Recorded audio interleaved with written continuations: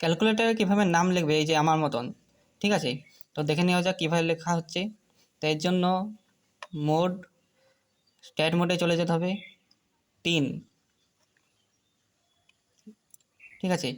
তো এর জন্য এইখানে যে কনস্ট্যান্ট টার্মগুলো আছে, এই যে বিভিন্ন অক্ষরগুলো আছে, এগুলো ব্যবহার করে তোমরা নিজেদের নাম লিখতে পারবে, ঠিক আছে। তাই শিফট কনস্ট্যান্ট, এখানে দেখো, জিও আছে 36, তা এখানে আমাকে টাইপ করতে হবে 36, জিও চলে এসেছে। ইউ,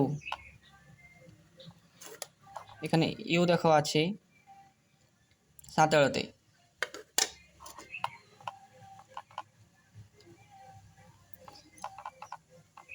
আর লেখার জন্য আমি পাইকে টিপে নেব, শিফট টিপে।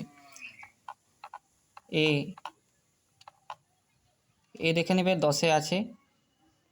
এবারে এন টিপবো, এখানে দেখবে কোনো কোথাও কিন্তু ছোট হাতের এন নেই, তাই জন্য শিফট স্ট্যাট 4 টিপতে হবে বাই, এখানে দেখো এন পেয়ে যাবে তোমরা, এন।